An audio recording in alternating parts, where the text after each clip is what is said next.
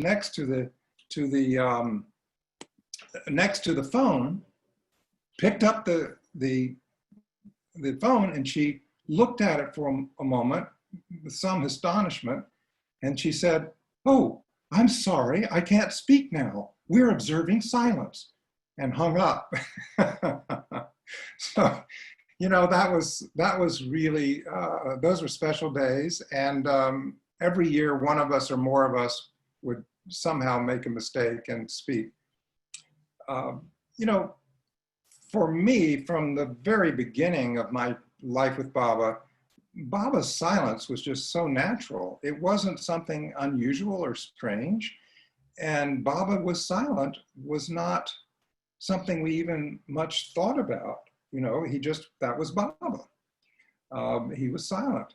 And actually, this happened in my very first meeting with Baba, this sense of how natural it was. And I tell you this because I think it's quite unusual, looking back, that an 8-year-old, knowing very little about Meher Baba, when I walked into the lagoon cabin to meet him, an 8-year-old wouldn't immediately think, "Oh my gosh, he's not speaking, he's silent," and so forth. It never occurred to me. Honestly, it just didn't occur to me, because as soon as I met Baba and embraced Baba, everything about him seemed like that's the way it's supposed to be. And honestly, I didn't notice until later. Until I thought about it, I didn't really notice that he wasn't speaking. I mean, of course, Baba was so expressive. And, he's, especially for a child, right? So for a child, Baba was so expressive. He would reach out to touch me, or to touch a child, or an embrace, or a glance, or grabbing your chin, something. And I just didn't feel silent at all. And I felt like Baba was communicating all the time. And I didn't even think that I would have to say something out loud. It actually, looking back, was such a relief not to have to speak out loud to Baba. It was, to me, as a child, it was so great to be a child, first of all. And secondly, not to have any need for talk or conversation. It was just so intimate. That silence removed all barriers and didn't create barriers, as you can imagine. It removed all barriers and made Baba so immediate. At that first meeting, I should say, Baba did ask me one question, and that was said out loud. And again, I didn't notice Erich interpreting, really, but of course, on some level, I must have realized that someone was speaking for Baba, but it just, anyway, it was so natural. I didn't think of it at the moment. But I was standing next to Baba, next to his chair in the lagoon cabin. And of course, since I was little, my eye level was right at Baba's eye level. And he was seated in his chair. And I just had met him, had the embrace. I was standing there looking at him. And Baba turned to me and he said, "Do you want to come and live where I live?" And the only thing I could think, one of the few things I knew about Baba, was that he was from India. And without thinking, I said, "Oh, yes, Baba." And Baba smiled and nodded, and he said, "So be it, you will." And so that was the only question and answer in my life with Baba. Baba never asked me anything again. And I didn't have reasons to ask him anything. But of course, that was enough. And now I have no idea what Baba meant, but what I hope he meant is that next time he comes, I'll be there. So that's my secret prayer and hope, which I guess is not secret anymore. But I just want to be there when he comes again. Well, of course, after Baba left the center in 1958, I learned, about his life, his silence all these years and all that. And also I learned that there was this anticipated breaking of the silence that Baba referred to so often, that the moment the world would come to know of him and feel his love. I didn't think too much about that. Actually, in those days, I was just content to have Baba for myself. The more Baba said about the breaking of his silence was near, however, in those years after he left in 1958, the more the whole idea of him breaking his silence started to fill me with great anxiety, you know, and why? Because I pictured that, you know, when Baba spoke, what he indicated was that everyone would hear him, come to him, and all that. So, excuse me. So naturally, I thought, well, that means we'll be pushed in the back. We'll be crowded out. There'll be all these thousands and thousands of people. That was in my mind as a child, that would happen when he broke his silence. So I began to be anxious about this. And I had an inner plea to Baba in those days that I would think of almost every day. I would say, Baba, please, please, call us to India before you speak the word, before you break your silence. And that was my hope, because after he broke his silence, it would be too late to be near and to be intimate with Baba. In those days, you know, we waited every day, at least I did. I think others did too, but I'll speak for myself. I waited every day for that call to come. This is now 58, 59, 60, 61. And I remember in those years, literally every day, when the phone rang, I would have one thought in the back of my mind: maybe this is it. Maybe we're going to be called to see him.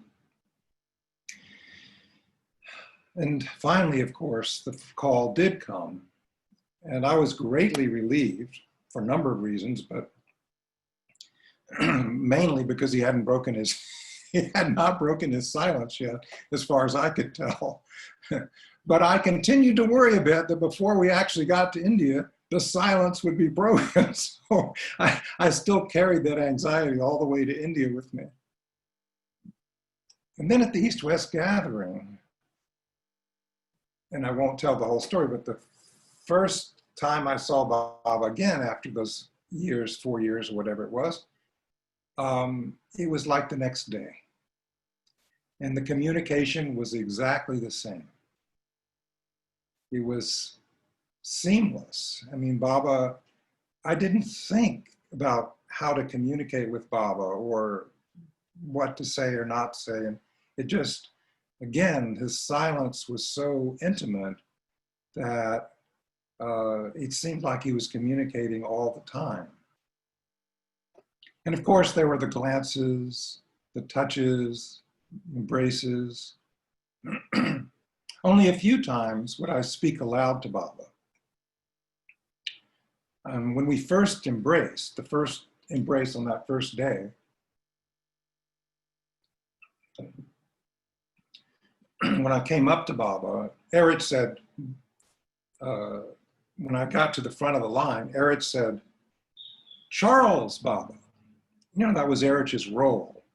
Every person who would come up, Erich was the one to say to Baba who it was, because he had to remember everybody, remember everything, what orders Baba had given each person and all that. So he was carrying all this. And so when I arrived at the threshold of embracing Baba, he said, "Charles, Baba." And Baba did this gesture that he did every time he saw me in 58 and started right again in 62, which I don't know, was not translated, but a gesture Baba gives when he's pleased. Years later, I asked Elizabeth, you know, I said, "Annie Boo, when Baba did this to me, when he saw me, what did he mean? Did he mean he was just pleased?"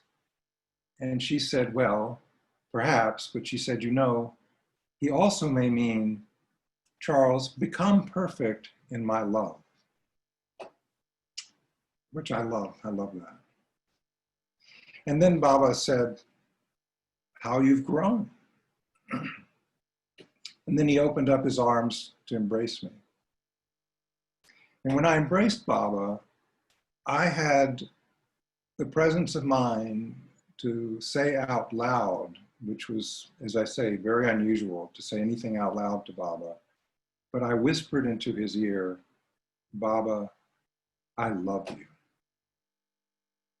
And Baba was very happy.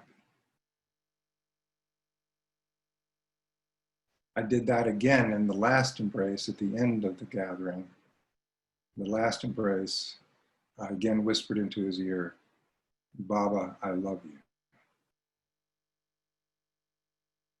Now, sometimes I would hear Baba speaking in his physical presence through his touch. I know that's kind of, I'm not sure that conveys, but I'll give one example, and that is, I'm one day sitting at Baba's feet and I'm staring at Baba, staring up at Baba, and I begin to feel, again, this anxiety. I'm not taking this in enough. This is this one opportunity I have to be with him, to be in his presence, to drink it all in, and I don't know, I don't have the capacity. You know, how can I take it all in? And it seems too big for me. And I was thinking this, instead of focusing on Baba, I'm thinking about how I am not taking enough in. And in the middle of that, Baba suddenly looks down at me, reaches down, grabs my chin like this, and shakes me vigorously like that. And says this. And what I heard inside was, don't worry about it. You can't take in more than I give. Just enjoy. And actually after that, I did. I relaxed completely and I didn't think of that again. I just enjoyed being with Baba. Now, during these darshan days with Baba, and of course, I don't remember a lot of what was said in 1958. I was 8 years old. I remember more of what was said in 1962 because I was 13 and, you know, I was more aware of these things. But to my knowledge anyway, I may be missing something, no one of Baba's lovers, the Western lovers particularly when we were in sessions with Baba in the mornings, no one brought up the breaking of the silence. No one said, Baba, when are you going to break your silence? Or what do you mean by breaking, you're going to break your silence? I doubt anyone was thinking about that at all. I mean, I certainly wasn't. Only Baba brought it up. So Baba brought it up. So on that very first day, Baba said, no one is more eager to break my silence.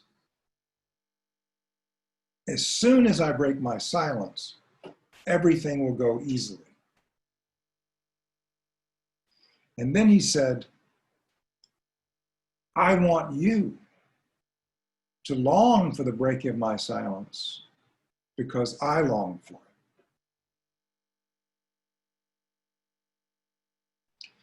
Well, I mean, what are we to make of this today?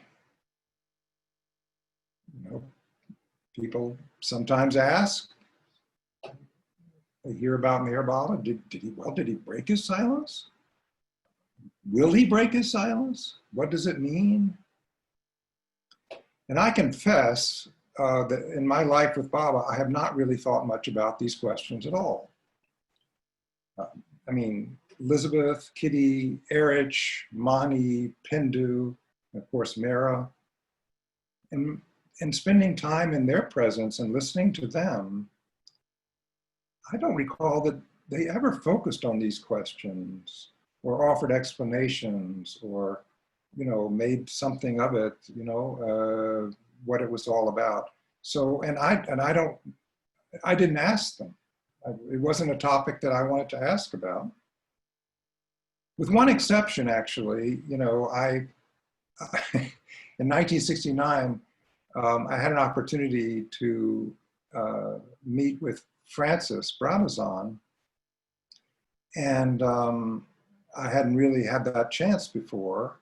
He wasn't there in 1958, and he was very kind, and he talked about different things of Baba, and it was lovely. It was really a lovely time. And somehow Baba's silence came up, in the conversation. And it just popped into my head. I said, well, Francis, do you think Baba broke his silence? And Francis looked at me and he said, well, if he did, I didn't hear him.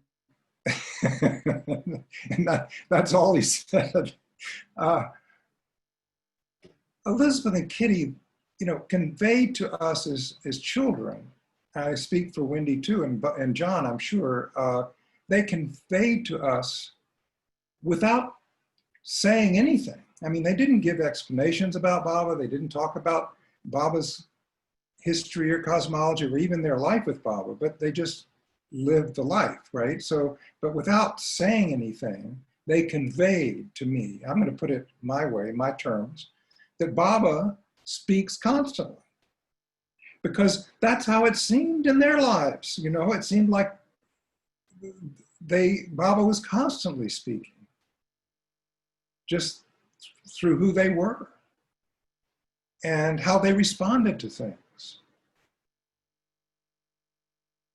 So I learned early that the question in life with Baba, isn't if or when he will speak. The question is whether we will hear him when he does.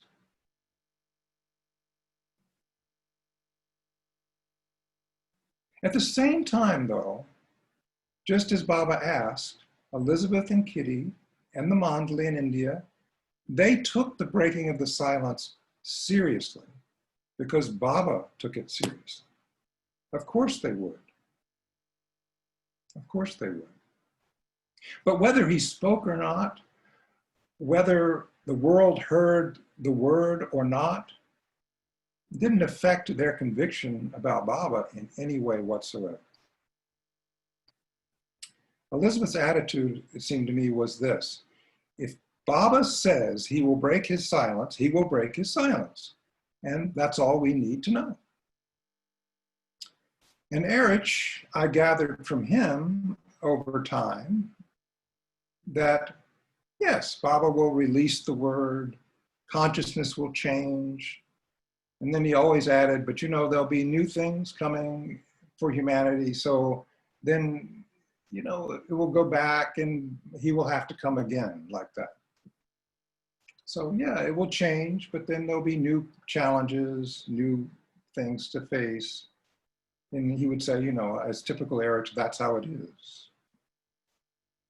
But so for the Mandali, it's all the same. Baba's universal work, Erich would remind us, is beyond our knowing.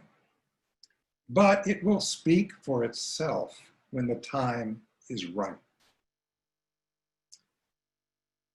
And let me invoke here a really wonderful expert on Baba's silence.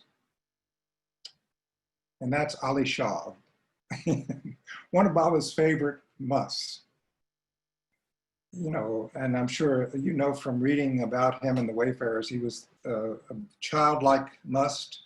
He had a very gentle, loving voice. He smoked constantly. He always had a cigarette in his hand. And so much so that at the end of his life, apparently, you could just see bone where it held the cigarette because, he wouldn't always put it in his mouth and it would just burn down to nothingness.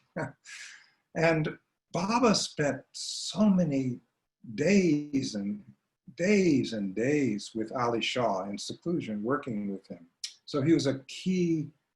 We don't know all that, of course, that Baba was doing, but we do know that he was a key person, including during the Great Seclusion in 1949 when Baba was preparing for the new life.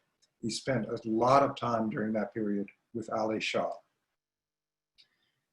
And so I think Ali Shah said it best, actually. According to Dr. Donkin, he had a favorite phrase that he would repeat over and over again. He liked the verb to speak. And so he would repeat this phrase over and over again. And it was translated by Donkin. He was speaking. He began to speak. He actually spoke. I think that's about as good as it gets for understanding Baba's silence. With all of this that we don't know, we do know that Baba repeatedly told us that the breaking of his silence, the speaking of the one word, was what he came into the world to do. As he said years ago, he said, "I am silent. My silence is not merely an observing of silence. My silence has a purpose behind it. When I break it, all will know. The breaking of my silence will be as forceful as thousands of atom bombs exploding together." Now, we can't know what Baba means in his language, but he stressed that the breaking of his silence is something far greater than we can imagine or grasp with our minds, precisely because it has never happened before. You'll remember that in 1968, Baba gave this message out. He said, "That which is to happen after 21st May 1968 will be something great, something that has never happened before, something that will not happen again for billions and billions of years." If it hasn't happened before, we can't possibly know what it is. Later, Mani wrote, "A day before dropping the body, even while the movement of his fingers brought on a renewed spasm, Baba told us, all this, all that I have been through all along has been a preparation for the word, for just the one word." And with a quizzical smile, he added, "Just imagine." So what can be said about the breaking of his silence? If you thought you were going to get off the hook, you're not. I'm going to give my reflections for what they're worth. But I'm going to be very cautious here and say up front what Baba asked us to do. And that is in 1962 at the East-West Gathering, I remember Baba was talking about the book that was going to be published in Australia, and Francis was being given the manuscript, and it turns out to be the Everything and the Nothing, which for me is the greatest of all books. And so Baba's saying, you know, this is something new and talking about it. And then Baba said, "Each of you is free to interpret my words as you wish. But do one thing. Before you speak it out, say, 'This is my interpretation.'" So I've tried to remember that. Not always do I remember that, but this is my interpretation. So with that in mind, I'm going to offer two reflections for what it's worth that are drawn from my life with Baba. And one about the breaking of the silence. One is, and this is from what I've gathered from Baba best I can, The breaking of his silence is not an event that happened. It is not an event that will happen. The breaking of his silence is happening now. In the barn in 1958, Baba gave this message. What happened yesterday? Nothing. What will happen tomorrow?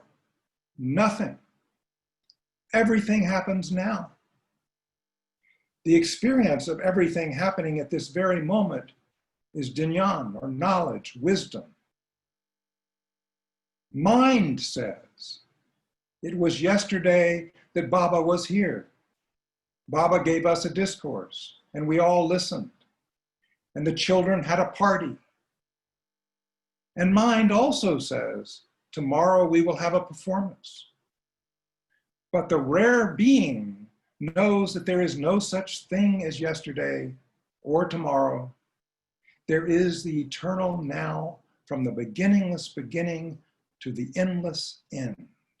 There is one moment only, the eternal now.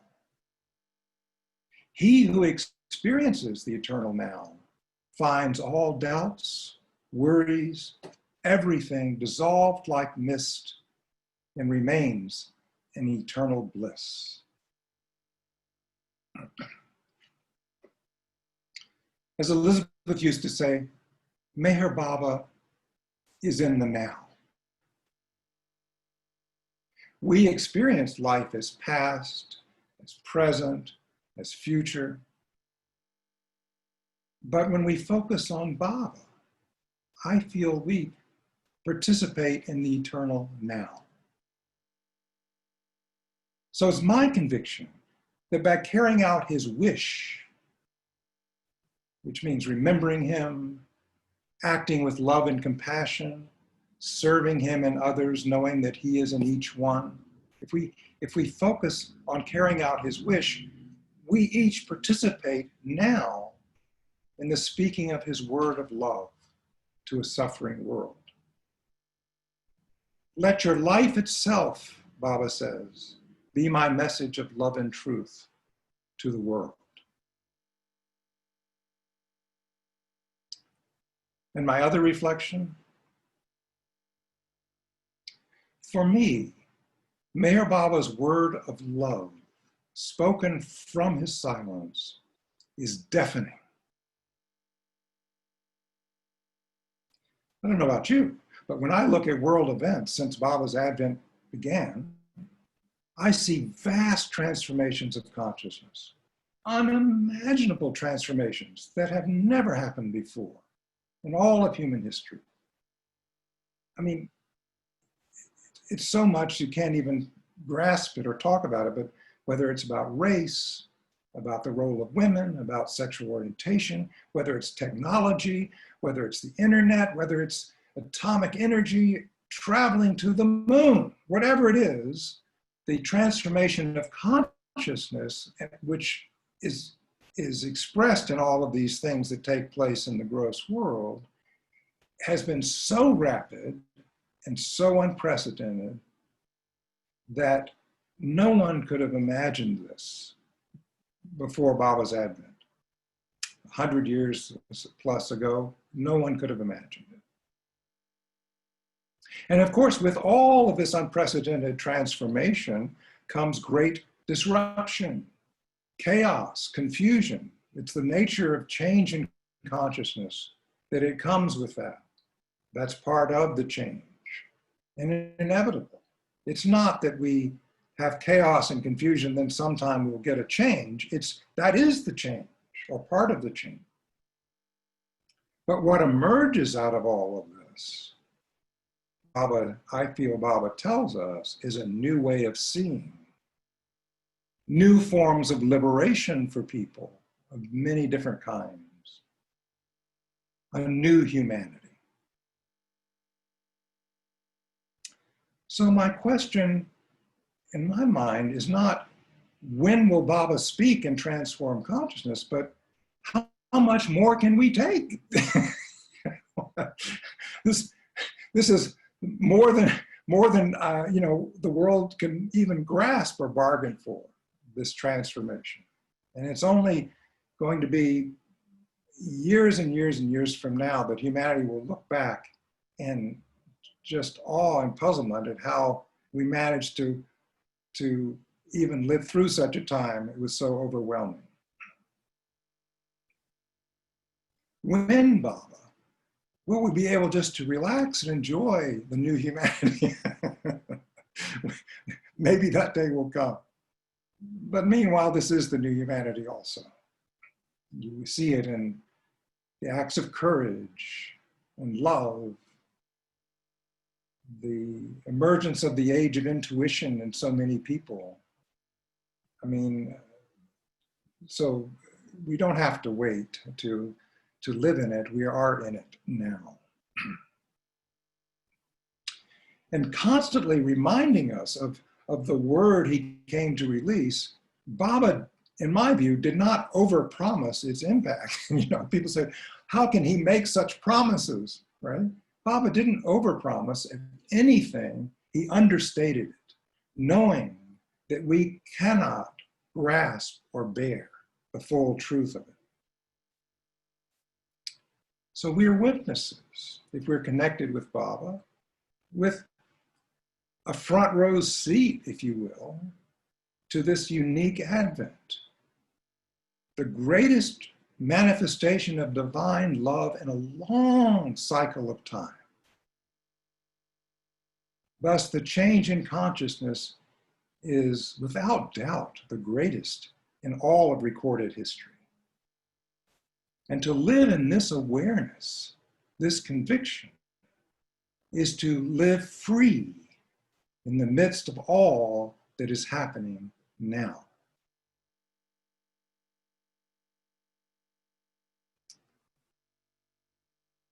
Well, I'm going to let Baba have the last word and go back to where Michael began, actually, with what Baba gave in the universal message. Familiar words to you all. And he said, my present avatar form is the last incarnation of this cycle of time. Hence, my manifestation will be the greatest.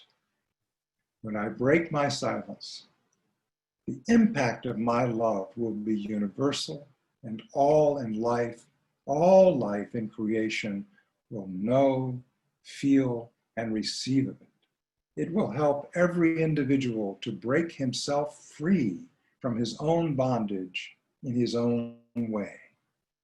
I am the divine beloved who loves you more than you can ever love yourself. The breaking of my silence will help you to help yourself in knowing your real self. All this world confusion and chaos was inevitable, and no one is to blame. What had to happen has happened. What has to happen will happen. There was and is no way out except through my coming in your midst. I had to come, and I have come. I am the Ancient One. Jai Baba.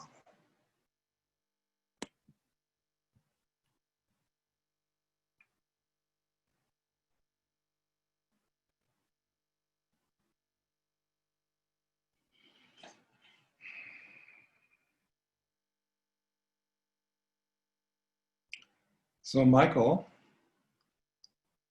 should we open it up for comments or questions? You're muted, Michael. Am I still? No, I can hear you now. You can hear me now. All right, good. So there have been several messages while you were talking. Okay. And the first question that came was from Laurent in Asheville. So I'm going to invite him to ask a question. And Laurent, you can unmute yourself.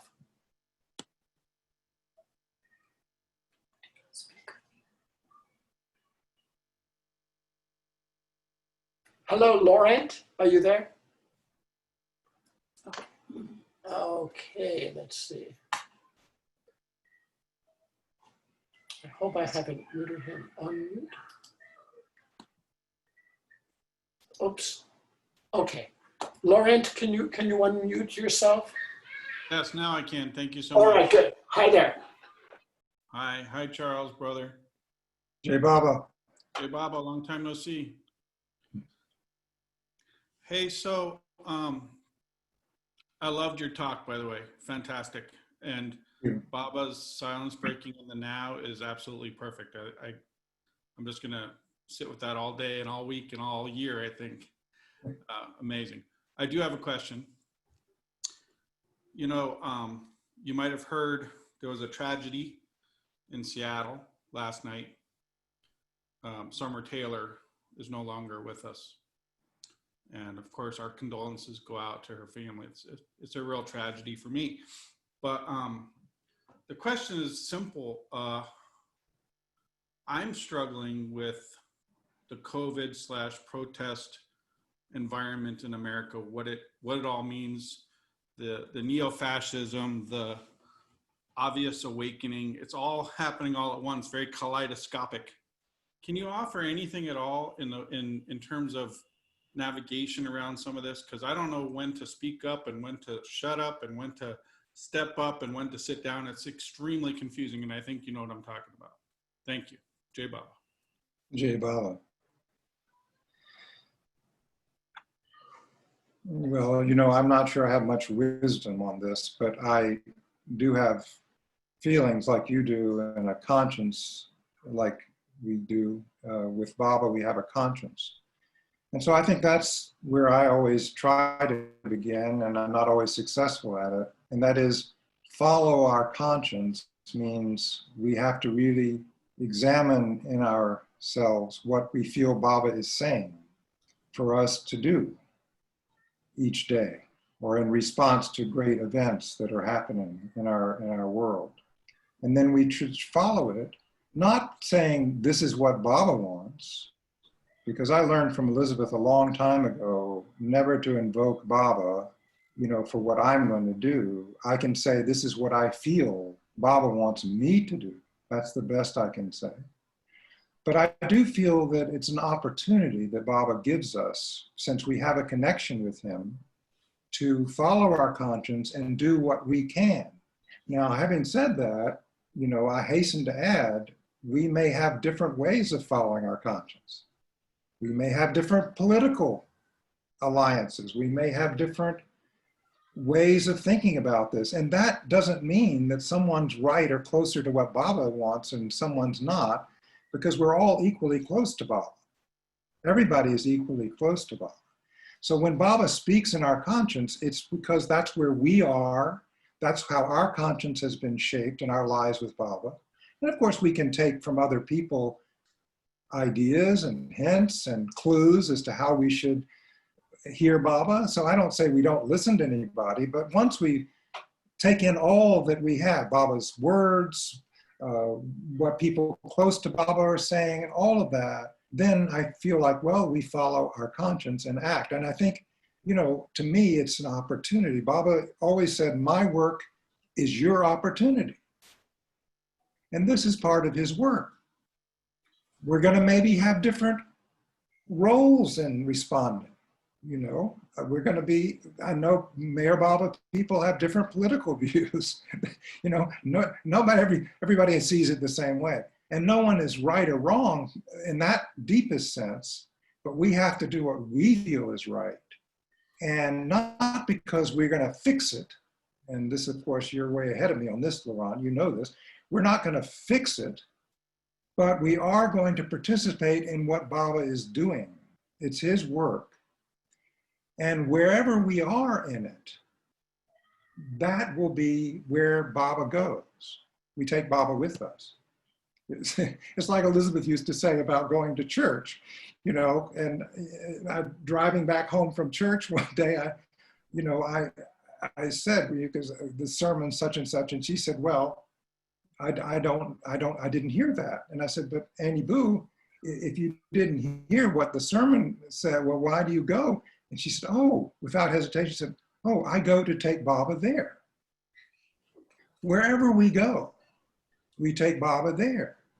And if my conscience leads me to a front line somewhere to protest, Baba's there. If my conscience leads me to something else, another response, very different, Baba's there. I have that conviction that Baba is on all of these sides, right? And he's doing it all. But I also have a deep conviction that he wants me to follow my conscience and do the best I can. So, you know, I see Alan and Adrian down there. So we've been talking about forming a little group to dive deep about how to really address these issues in our lives. I know Hunter in Nashville has been leading and moderating a discussion about this.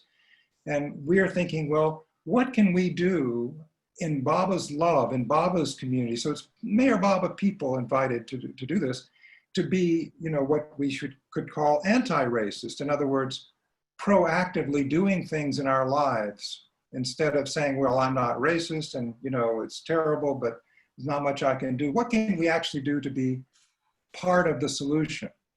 Well, that's our feeling, right? I mean, not everyone has to share that feeling or do that. And if it doesn't work, that's fine, it's up to Baba. So it's not like we think we're gonna solve the world's problems, but we do feel, and I'm speaking for Adrian and Alan, which I shouldn't do, but I think that, and Christopher also, we feel that Baba's given us this opportunity. And it's such and we don't wanna miss it. I don't know if does that speak to what you were saying, Laurent, or asking? Perfect. It's perfect. And please include me, Alan and Adrian and Christopher and Charles and anybody else. Please include me when you're thinking about this, because I'm right at the edge of my seat trying to figure out how to engage, and it's extremely difficult. Thank you, Jai Baba. Jai Baba, we will.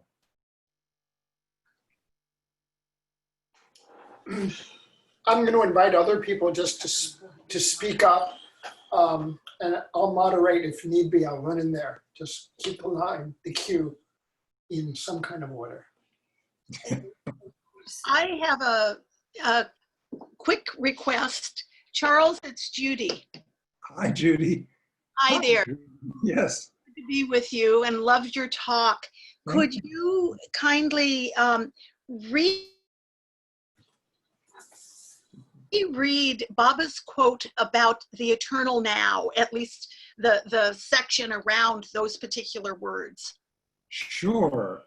That, yeah, and that was in the barn. And, you know, a little footnote to that, you know, I didn't get to go to the barn every day because we had to go to school or the children had to play in the playground. But on this particular day, I finagled my way to go to the center through a series of circumstances, and I got there. And so actually I happened to be there when Baba gave this. Not that I remember him giving this, because I was looking at Baba and I wasn't paying attention to the words, but it was that day that he said, what happened yesterday? Nothing. I love that. What will happen tomorrow? Nothing. Of course, Baba is speaking from his experience. Everything happens now. I mean, that's so liberating, isn't it? Everything happens now. The experience of everything happening at this moment is knowledge, wisdom. Mind says, you know, our minds, we're sitting there. Yesterday, Baba was here. Baba gave a discourse. We all listened.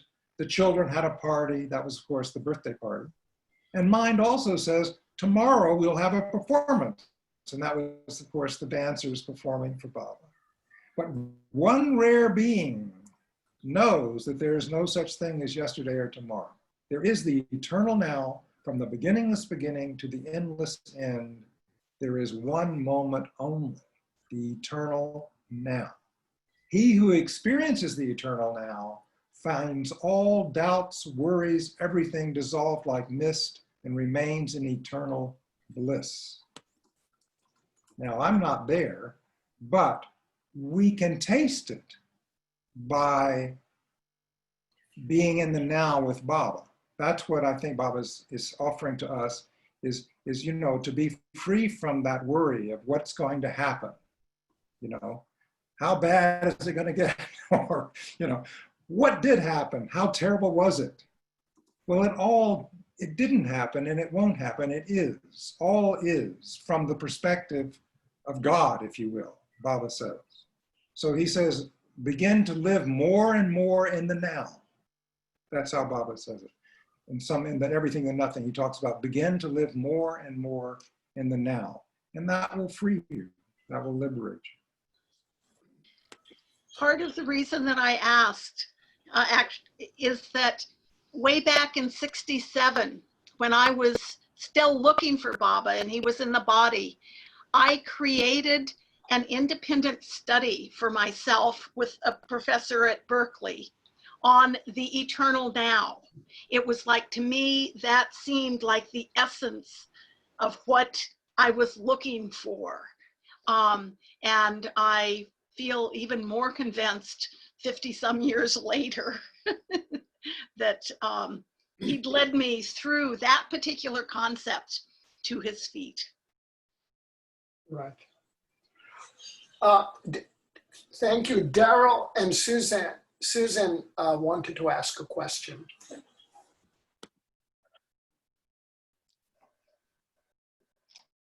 Yeah. Oh, Charles, hi. Hi. Wonderful to Good see to see you both. Jay Baba. Loved your talk. Thank you. You're wonderful. I think I just read recently that Baba said he started his silence in order to break it. Do you remember that? Yes. Yes. Yes, he said that. And, you know, Baba was so funny because Baba was not ever, what shall I say, embarrassed about the fact that he didn't break or whether he would break it or not, or, you know, he would set a date and it would come and go. And of course, you know, Baba was never like, well, I made a mistake, or I'm sorry. I mean, and that way Baba was like that all the time. In other words, in my experience, Baba never really hid how he was as a person and never acted like God. Baba never acted like God. People say, oh, Mayor Baba was God. Well, yes, he says so. So we say, yes, of course, if he says so. If he isn't, who is, you know, in my view. But anyway, yeah, but he never acted like God. And so but he did indicate to us, well, what can I do in essence? What can I do? I can't speak in your language what this is about. My silence and the break in my silence. So the best I can do is give you the words that, you know, make sense to you. And so, yeah, but you know, Baba would say often, well, why would one of the quotes I read, it has a purpose. Why would I keep it if I weren't going to break it? And the very last thing he said, a day before he dropped the body, this is the reason I've come. This is everything that I've done is for this one word. Yeah, I had an experience this morning that's really where we feel Baba, in his silence. That silence is where he speaks to us. In my opinion, that's what I experienced, which you can't explain to anyone. No. Alan and Adrian want to ask a question. Hi, Charles. Hi there. Alan's look is better and better for the pandemic, I have to say. It's a great pandemic look. We got dressed up for you. Just for you, Charles. I actually saw a video of Erich, probably, I don't know if it was 2000 or 1999, but he was describing actually a sound, an audible sound that he heard Baba make. And I'm wondering if you know anything about that. It was sort of like a yell or a shriek or something like, "Whoa!" And it was something that came out of Baba. And I'm wondering if you've heard about that or if he spoke to you about that. And wasn't there something where he said, "Ya Rug, remember this, I am not this body"? That was something else that we heard, but I don't know if that's true or not. Well, I do remember that happening with Eric saying that. And then there was so much commotion about it. And back, you know, all the sort of back and forth about it, that he walked it back. That was Bob.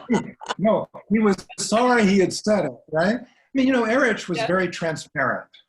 And I have to say, he, among the Mondley, in my experience, and the Mondley I spent any time with, just a handful, you know, with Erich is what you, I mean, he was very aware of what he was saying and he spoke to a particular audience, but he also would say anything. He let you know anything that he knew, right? You know, I mean, intimate things he would say about life with Baba and that others might not want to say or might think might, you know, be not appropriate. Erich would just say it. And so, you know, he said it, you know, yeah, this happened and all like that. So maybe, who knows, maybe. And then later he said, you know, please don't ask me more about it. Yeah, I don't know. I have no idea. So who knows? I mean, the Mondley never, in my experience, you know, the whole notion that Baba would say something orally was never really, you know, Purdom tells that story in his book, you might remember, where Baba takes them all out in the early days and lines them up at a field, the Mondley, and has them turn their backs to him. Mhm. And he says, when I tell you to clap and tell you to turn around, I'm going to speak. So, oh, okay, Baba. So they all lined up in the field and they're, you know, facing away from Baba. And then Baba clapped. They turned around and Baba said, what do you think? That's what I'm going to, do you think I'm, Baba said, in other words, Baba says, and he did this many, many times with them, you know, it's like, and I think it was the training to deepen their conviction so that they did not have just faith in Baba, which, you know, many people have faith in Baba, but they have conviction, which is some higher level of faith. Means whether you speak or you don't speak, it's all the same. That's what Baba wanted to get them to. And so he would say, yes, on August such and such, 1941, I'm going to break my silence. Well, some people might have left at that point when he didn't do it. Who knows? I mean, some people might have been disappointed. Some people might have said, why is he promising this? And you know what? Baba didn't have to do that. Nobody said Baba set a date. Baba took it on himself to, if you will, kind of humiliate himself. And the date would come and go and, you know, nothing, you know. So the conviction that was molded in the close ones was one thing, I have no idea, but was one important, whether Baba spoke or not, and certainly whether Baba would be oral or not. Well, maybe Baba can do anything, but, and you know, but the other thing to say about that is Baba did make sounds. So his silence was, his silence was oral, but Baba did make some sounds, like you could hear Baba a little laugh or you could hear something like that. So it wasn't that he never made any sound at all. But that's all I know, and that because that's Erich, you know, sort of stopped the discussion about it because he realized that it was a distraction from, you know, the real experience of Baba's silence and speaking. He felt, so he stopped it. So Leslie had a question, and then afterwards, Susan Marks.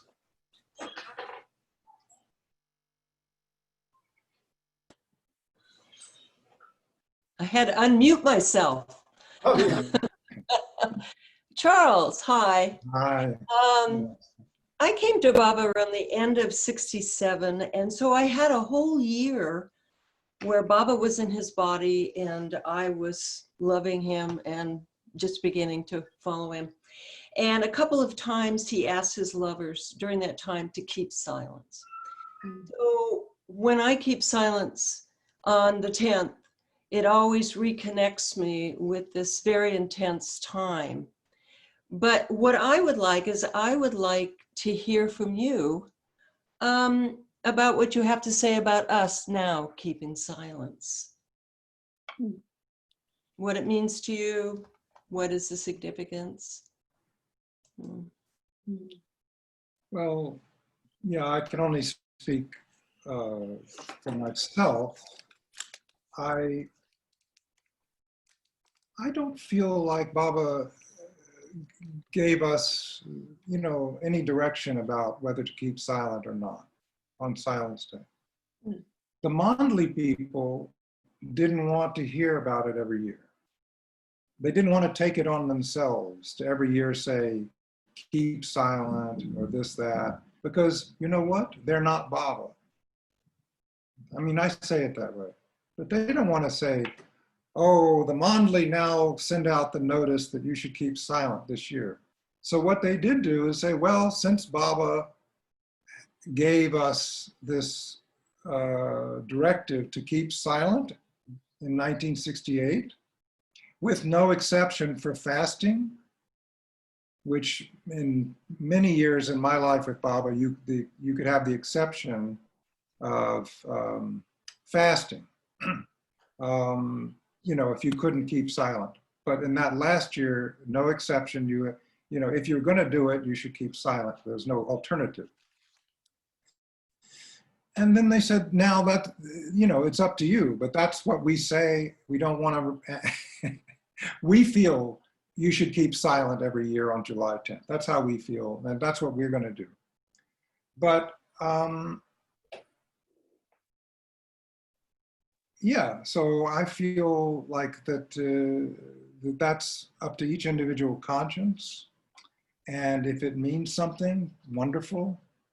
You know, but it shouldn't be something people feel is a requirement or something that is, you know, important, you know, that I do it if somebody else doesn't do it and so forth and so forth. Ritual. So that's how I feel, ritual, yeah.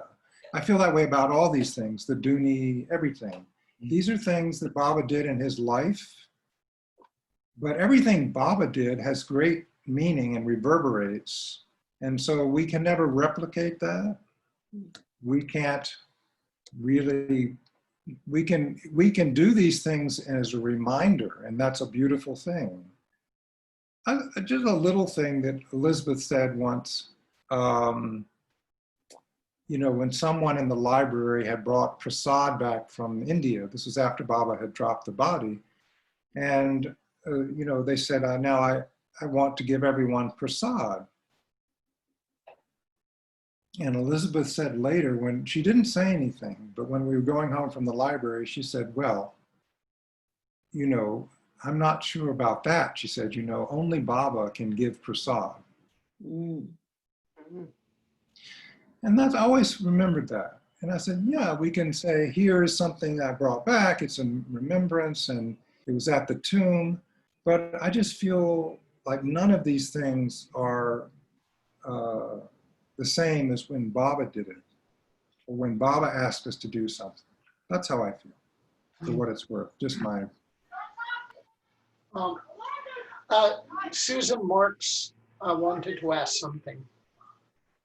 Hi, Charles. Hi, Susan. Hi. Actually, Leslie asked quite a bit of my question, and mine was more specifically, what does your participation in Silence Day mean to you personally?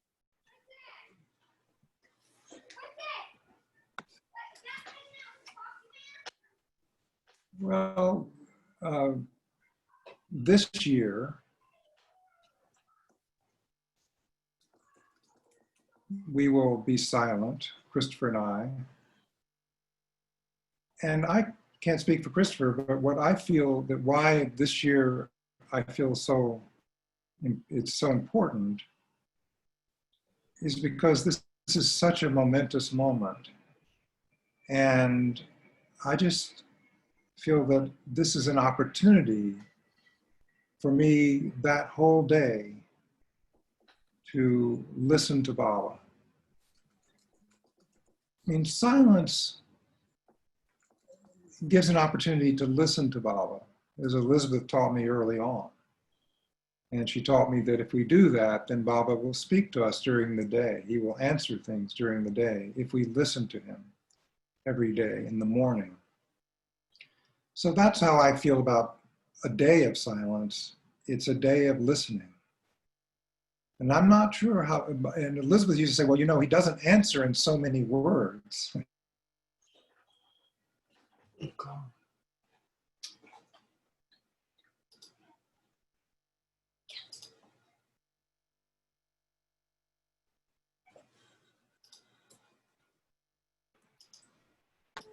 Charles, You're muted.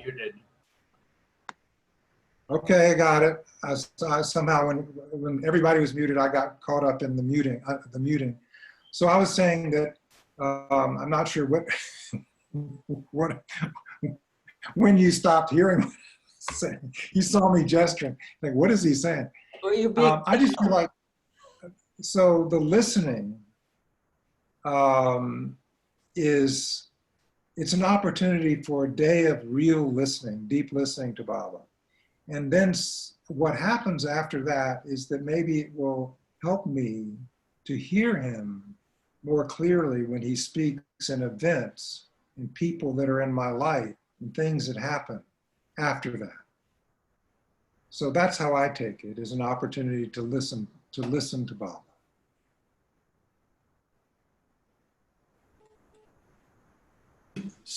Stephen Miller. Oh, okay. I can't help. I have like 3 really short things. One is I don't know that I ever sort of put my mind around the idea of how silence is also used as an oppressive thing. You know, when it's not, you know, if you say silence is violence, that's always a kind of, you know, and I know it's a different kind of silence. Yeah, I'm getting quizzical looks. No, I hear you. Silence equals death is one slogan during the AIDS crisis. Right, there's a lot of them.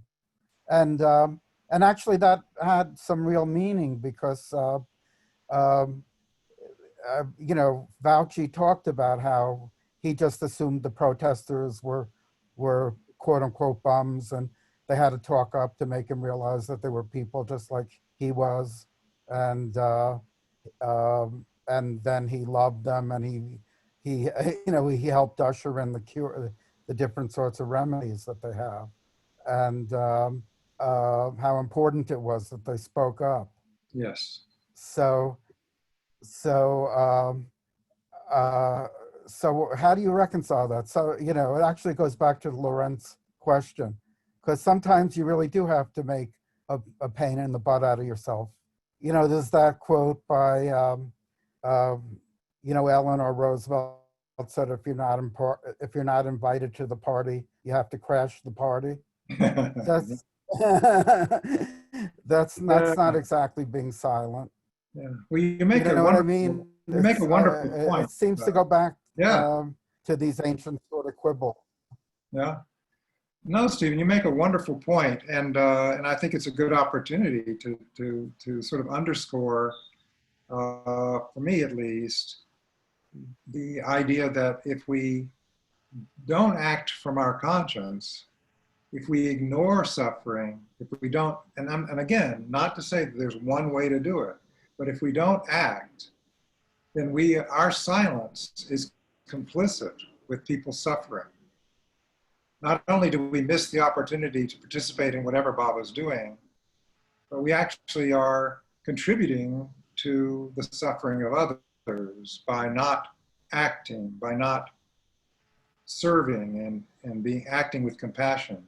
So yeah, our silence is not Baba's silence, of course, Our silence is just often very selfish, protecting ourselves from, you know, getting involved or, you know, being criticized or whatever. We are not Baba.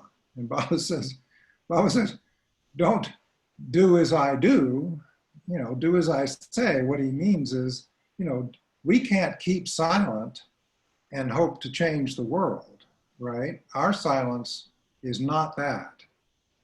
We can, in silence, entering into silence, enter into his silence and hear him speaking. That I'm deeply convinced.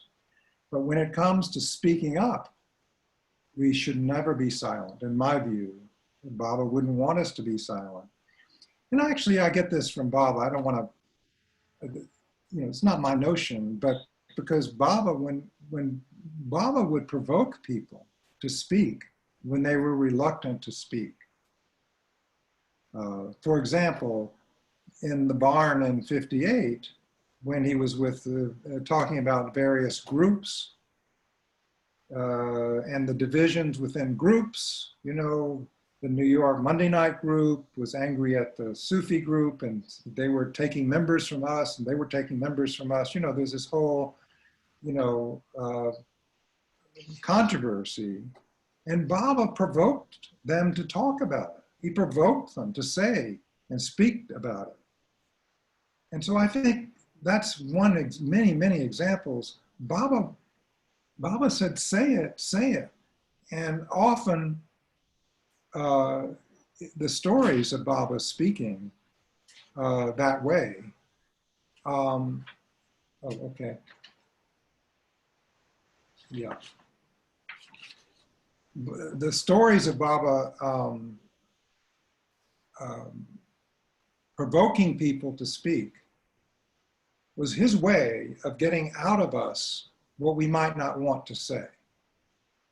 And sometimes it was surprising. Sometimes it would be things we wouldn't think about or didn't even know was inside. And I saw this over and over again with Baba. And Erich, of course, is wonderful at this. He always tells these wonderful stories about Baba asking, what are you thinking? Charles. What's that? Am I muted again? No, okay. Baba would often ask him, what are you thinking at just this, the worst moment? and so everybody hear me okay? Somebody says I'm muted, but anyway, so to take it back for a moment to this moment we're in terms of being silent or not being silent, you know,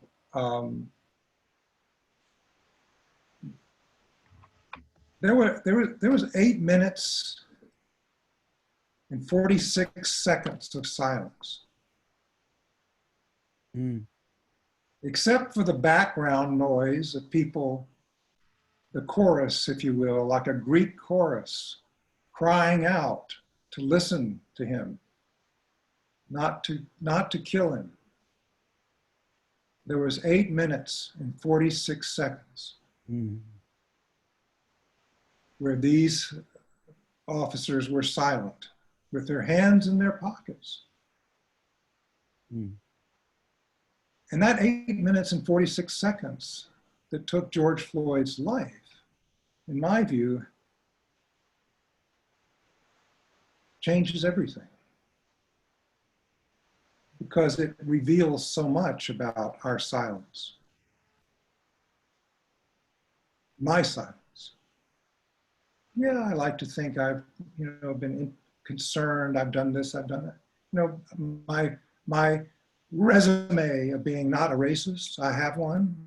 Maybe many of us do. But no, my silence was unveiled in those 8 minutes and 46 seconds. And I'll never be the same. I'll never be the same. And if one of the things that Baba has come to do is to address this, the deepest and deepest of human challenges, not only in the United States, but around the world. Those 8 minutes and 46 seconds echoed around the world. There's one thing Baba has come to do, it's that to bring us to that understanding of liberation, justice. This is what I feel. So no, I can't be silent. And we have to speak. Thank you, Charles. That's beautiful. I don't want to be, you probably know, I didn't want to be silent about it, but David Carter died a few weeks ago. And yeah, you were his Baba link, and he spoke very lovingly about you. And it was sort of shocking that he died. So I just want to remember him. In a way, he wasn't a compatibly political person, but he did so many positive things, almost just trying to get the Stonewall story correct historically, which Yes. I don't think it would have been as correctly told if he didn't study it. No. You know, and it was just sort of a selfless thing, really. You know? Absolutely. I'm so glad you mentioned David. Yes, of course, we go back to Emory, what is that, Yes. 40 some years ago or more. And when I first told him about Meher Baba, he responded all immediately. And David, yes, did a lot of amazing things. His book, he edited of Allen Ginsberg's talks and so forth, brilliant book. And of course, the Stonewall book that you referenced is the definitive history of the Stonewall uprising. But, you know, deeper for us, I guess, to listening to this, David wholeheartedly loved Baba, gave everything, you know, to Baba, and loved nothing more than to be working on something that would directly had to do with Baba, like the film he did of Baba in Italy and other things.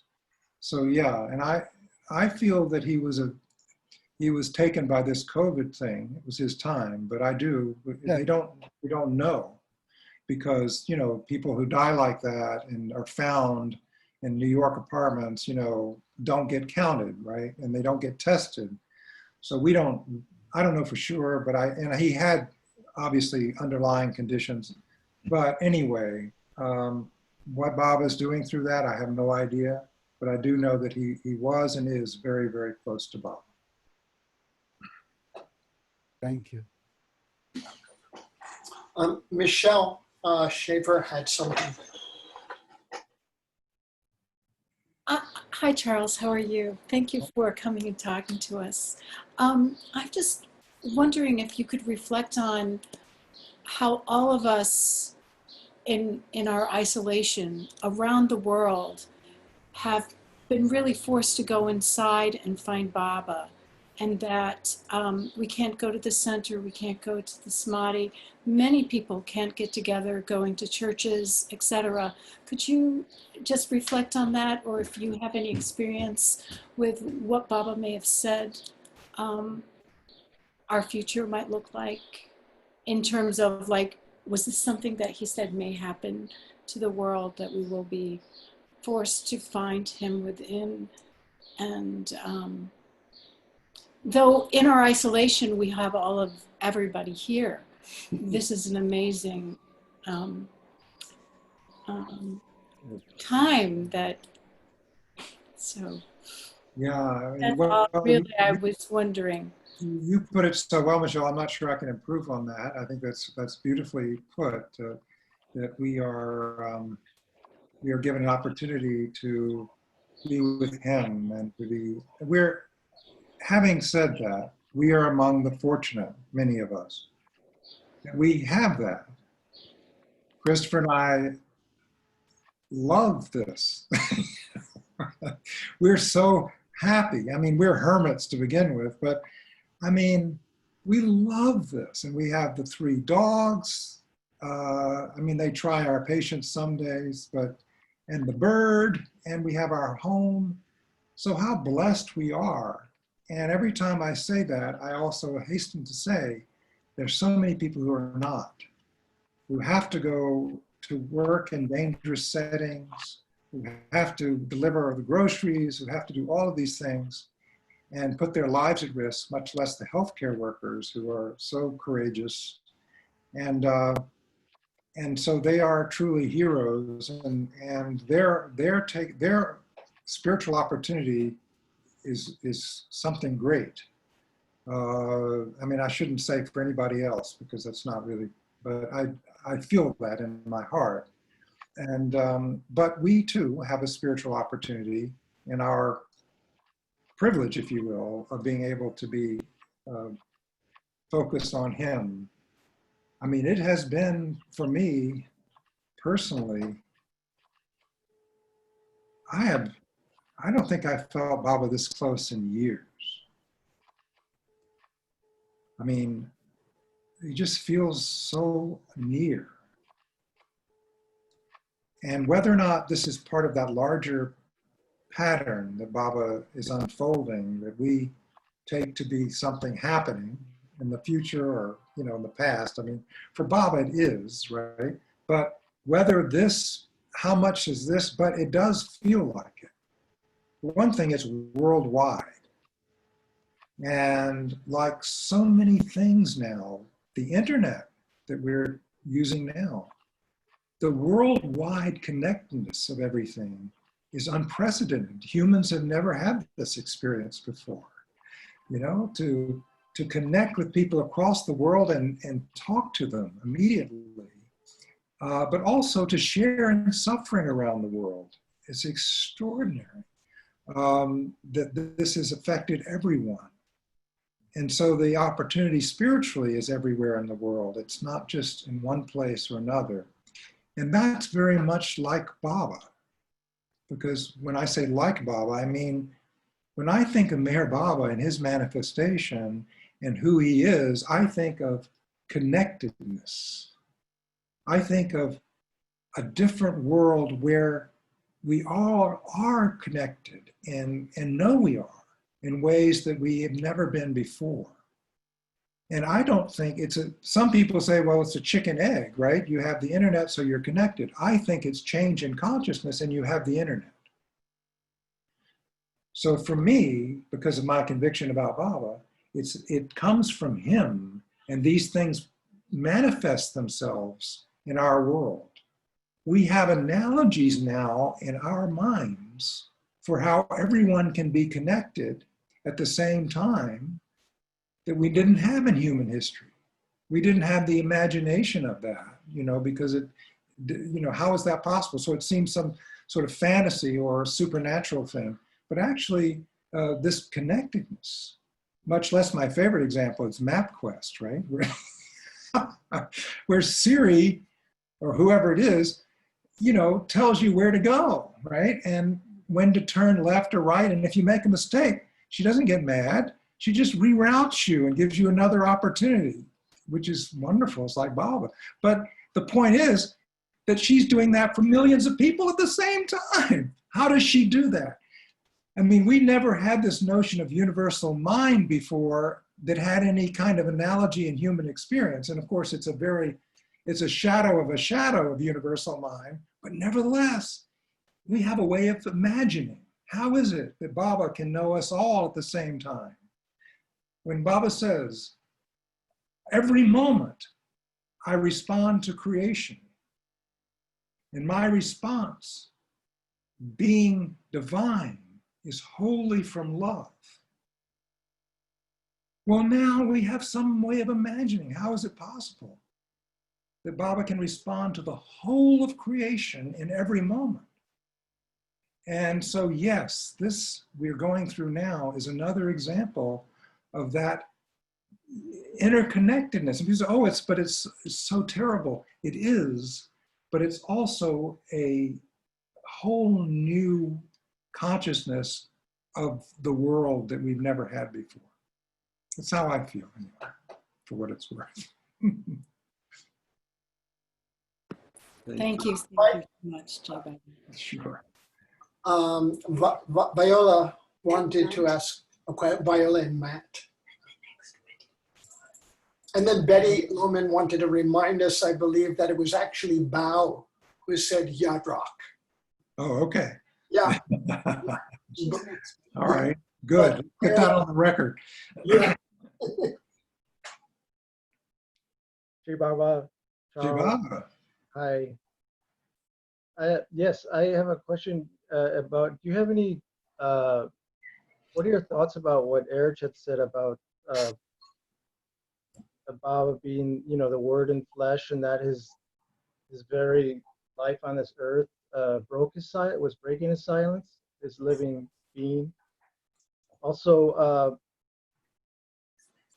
you might remember that I think Erich also said that it's sort of a test for his Baba lovers, his Mandli anyway, that everybody was concerned about Baba breaking his silence, but the Mandli, you know, were concerned about him.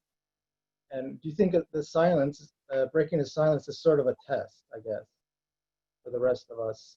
Also, do you think the silence could be Baba's mistake in this?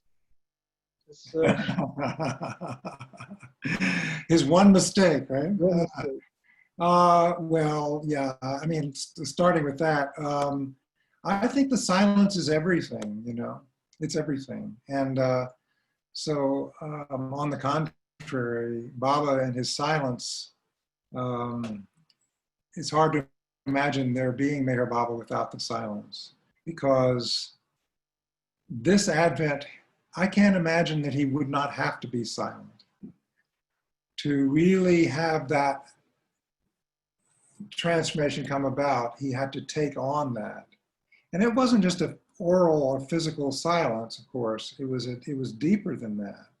But in the 20th century, how would it be possible for God to speak in any other way but silence?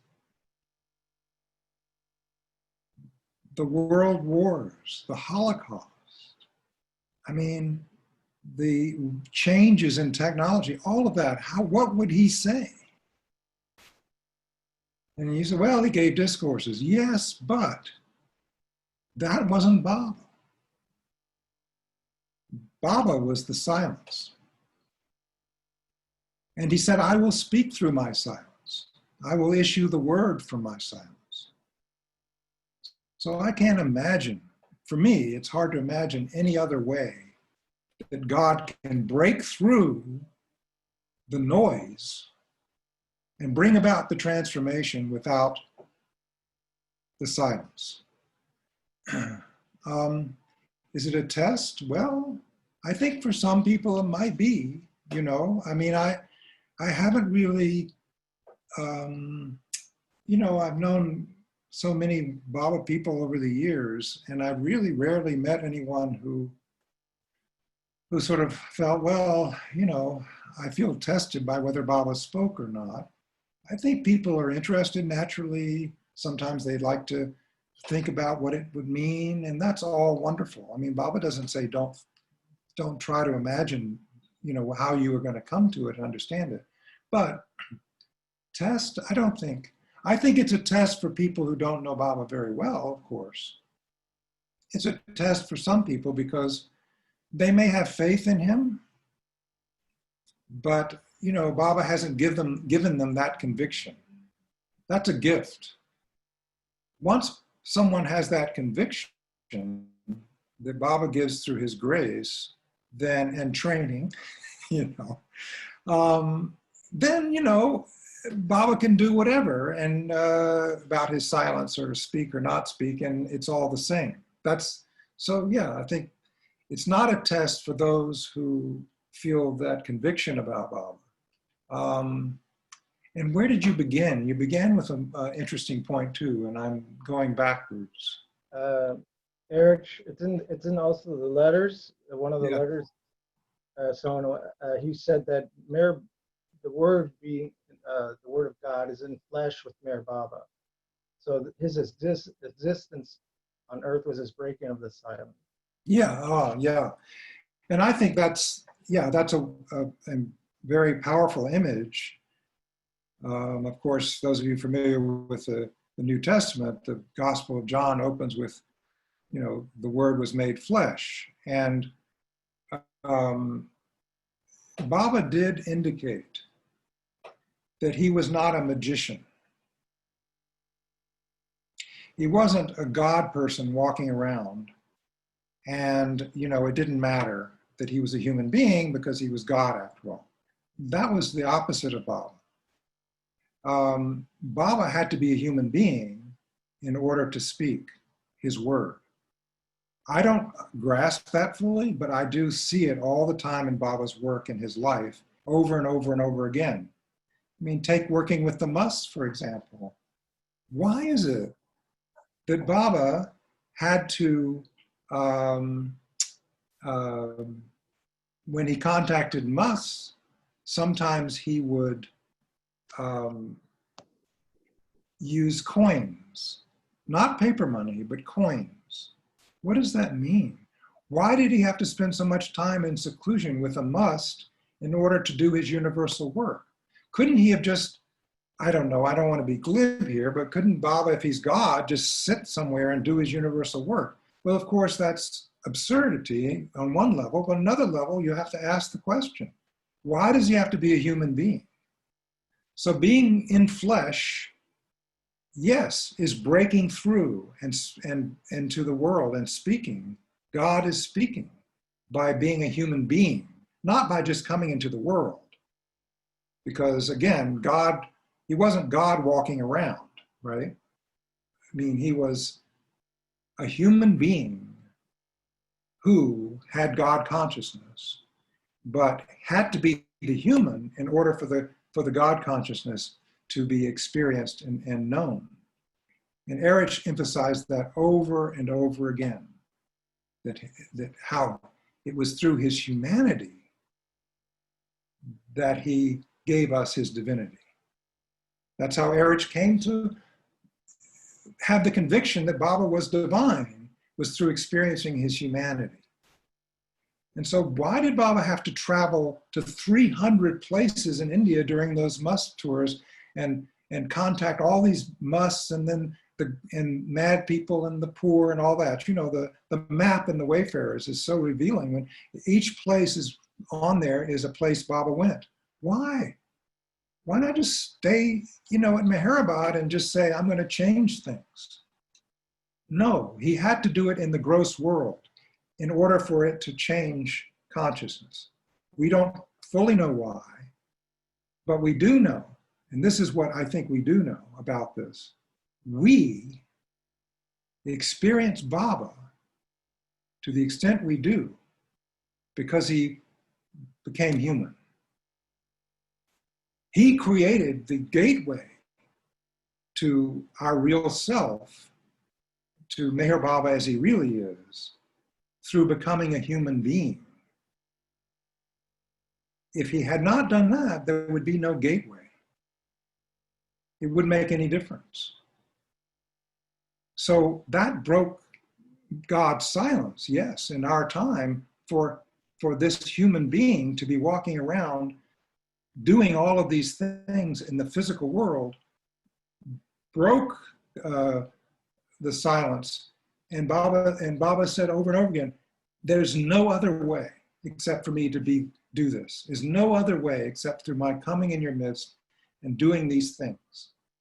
As odd as some of them may seem, they were all necessary in order for him to speak.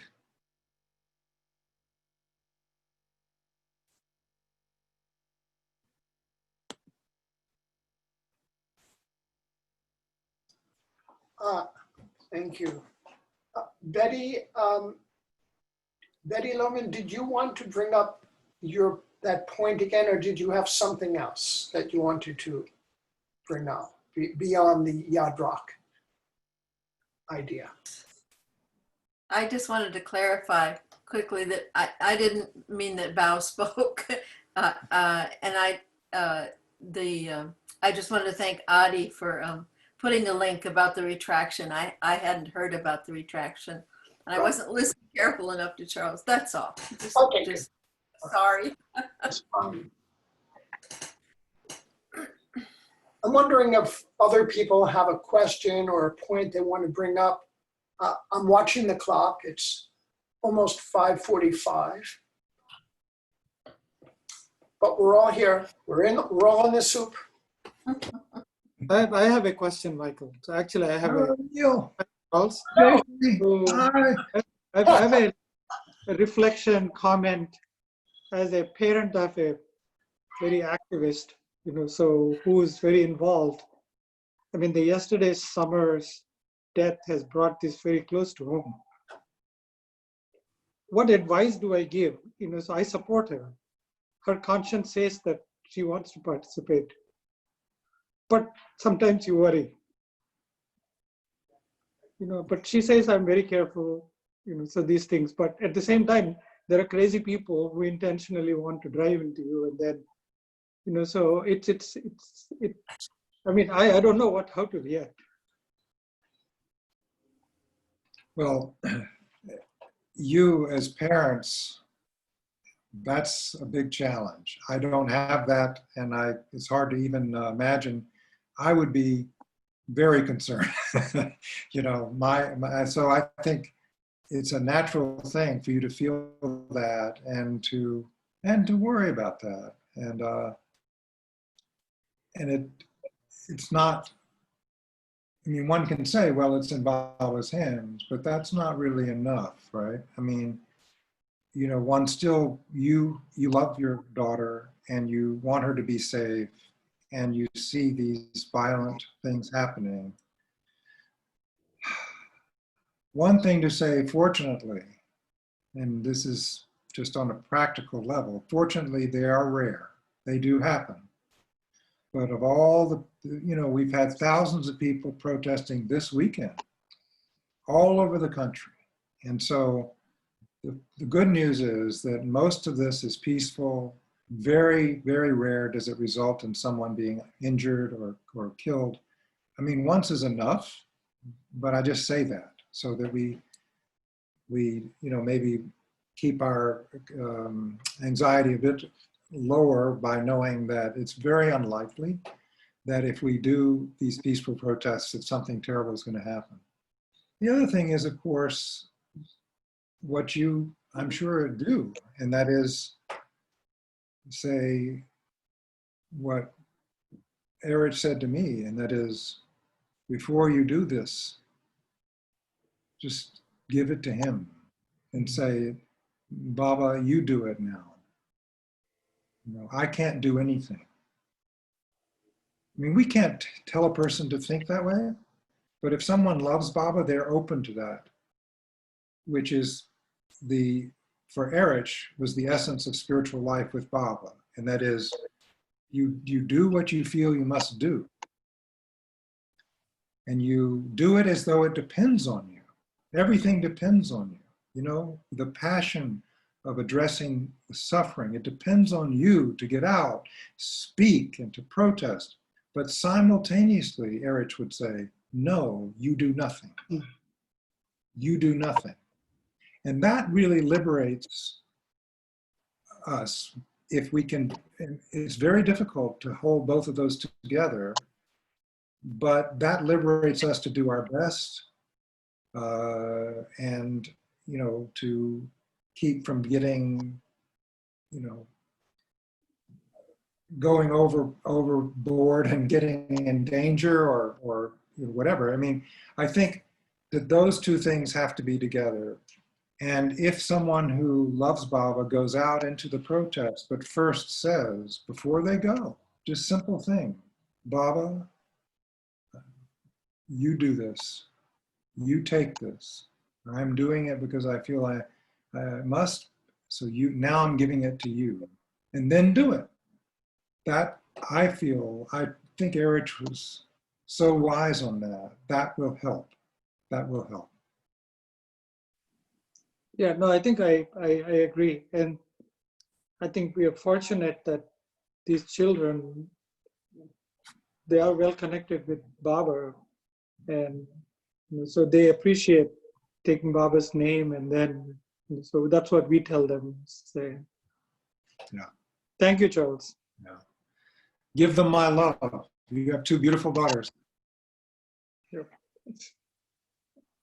like to share something. Mary Barrett had something. Yeah. Trying to, okay, I'm unmuted. Whoops, wait a minute. You need to see me, don't you? There we go. Hi, Mary. Hi, Charles. How are you? Great.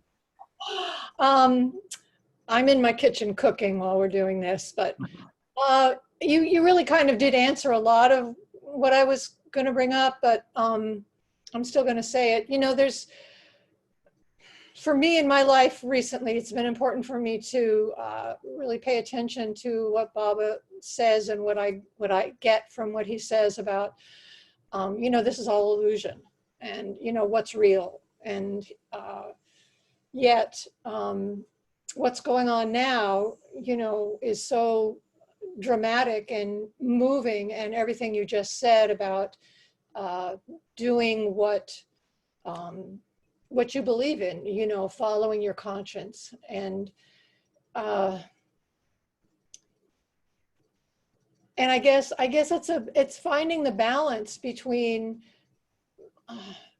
you know, the distraction of Maya and, you know, Baba saying what has happened has to happen. What is happening has to happen. I know all of this is, let me move so I'm not in the shadow. I know that everything that's happening is Baba's will. Baba is creating all this, and that there's a reason that I don't understand, and I'm trusting that and believing in that. And yet, you know, the pain of it, just like what we've talked about. And so, yeah, the balance between this, I think I remember, and I may not have Baba's words correctly, but what I got was this trying to take on a place of compassionate detachment, you know, having the compassion, but not getting so that it's pulling you apart. And that's where that's where Maya sort of hooks me in. Yes, You know? yes. So I don't know if you have anything that you want to say in response to that. Thank you. Well, thank you, Mary. Wonderful to see you. We go back so many years. Yes, we do. You look great. Thank you, as do you, as do you. Thank you. Yeah, so let me share, and those of you who've seen my little book on Elizabeth, you will know what I'm going to say here, but Elizabeth gave me a lesson on this that has shaped my life. Not that I live up to it, but it has shaped my life. And so it happened that I was, this is 1960, 68, 69, and I was student body president, and we were struggling to end racism at Emory University. And the Black students had revolted, and there was upheaval and threat of violence. Long story short, just before, this was after the Great Darshan, I was working on trying to get the university to live up to its commitments, to hire more African Americans, and so forth. We had a list of things. And I was very passionate about it. And as the months went on, after all of the things died down, the university didn't seem to be doing it.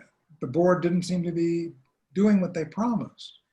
And I got very frustrated after repeatedly trying. So I came home in the middle of all this. And I guess just to get renewal and frustration. And I came home resolved that I was going to quit this work, being, you know, student body president and all this. It was a failure and the school wasn't doing it. And so I was sitting in the living room with Elizabeth and my mother, and to tell them that that's what I was going to do. And as soon as I said that, my mother got very upset and said, "No, you can't do that. You can't just quit." And then I looked at Elizabeth and she said, "Charles, I'm glad to hear that." And Mother said, "Elizabeth, he can't just quit. Why are you saying that?" And she said, no, Jane. She said, I'm very happy to hear that you've come to that and that you realize that there's nothing that you can do. Now, you must go back and finish the job. And the next day, when she went to church, and I took her to church, and when we came home from church, she called me into her bedroom. And she handed me a little piece of paper, which I still have. And it was a piece of the church bulletin that she had ripped off during the service, and took in one of those little pencils, you know, that are in the little holders. I don't know if you all, and she had written on the back of the piece of paper, was the church bulletin in a blank spot. She had written, detachment equals non-attachment, but not lack of concern. Yeah, yeah. And so that's what she wanted me to do, is to go back to do the work with non-attachment. And it's, which is true detachment. It's not, detachment isn't don't go back and do it because now I'm just going to give it up. I'm going to be detached. No, it was do what your duty is, but try to do it with non-attachment, but not lack of concern. Baba, in my view, wants us to be concerned about people who suffer. In his wish, he said, love and serve others, knowing that I am in each one. So, of course, I feel Baba wants me to act, but not to act in a way that is attached to what it's going to be, and I'm going to change the university, and no, because that prevents me from doing the good job that I need to do. And it also probably prevents them from responding because I'm putting all this stuff in the way. Right. And the moment I gave it up, I went back a free guy, right? And I was great. And it did work. They did respond, you know? So that's the life lessons that she gave me, is detachment is non-attachment, but not lack of concern. Thank you, thank you. And I'll just add one more thing. You know, the whole COVID thing. Actually going out there and doing things and being in crowds is a concern for me, you know, getting close to 70 and having a few health issues. But at the same time, you know, I'm trying to find a balance there of how to take action and still be safe. Oh, yes. That's a dilemma for me as well. And I'm trying to really listen to Baba about that, listen to my conscience about that, which is why I'm happy that Adrian and Alan are getting us together to talk about that, because there must be a whole range of strategies that we haven't thought about that will be safe for us and our health. Baba would. Oh, you froze, your screen froze.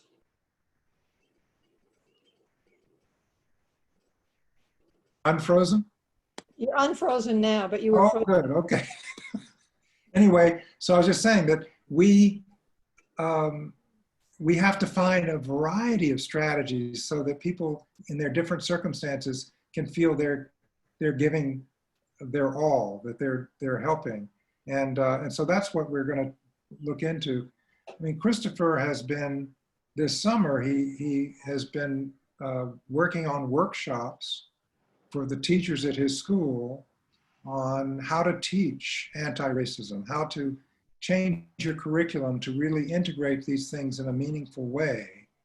And the teachers are meeting on Zoom for the workshop. and getting all these great ideas for what they can do. So there are opportunities out there that technology affords us to make an impact, and still be safe. Okay, thanks. Yeah, I'm actually going to put myself on I've got the email address so that I can be on your invite list for your meetings. Okay. Thank you very much. Adrian, she's the poobah. Yeah, it's just so good to see you and hear all. So wonderful to see you, Mary. Yeah, yeah. You look great. You don't look 70 or even near 70. Well, I'm not there quite yet. I'm 68, but Oh, there you go. Yeah, it Thanks. all goes downhill when you hit 70. Trust me. Oh, that's what they say. Yeah, I know. Thanks, Charles. Jay Baba. Hey, Baba. Just warming up, Charles. Just one. Hey, Bing.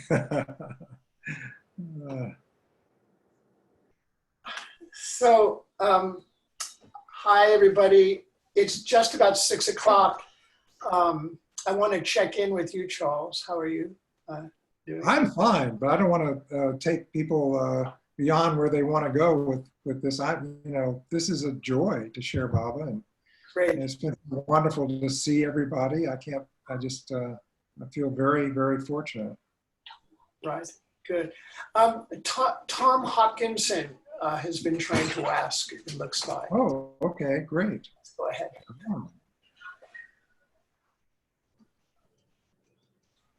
Hi, Tom.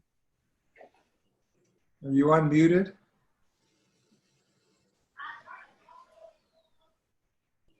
Tom, you have to unmute yourself. Yes, I am. Thank you. There you go. Hi, Tom. And thank you, Charles. Here. There you go. Thank you, Charles.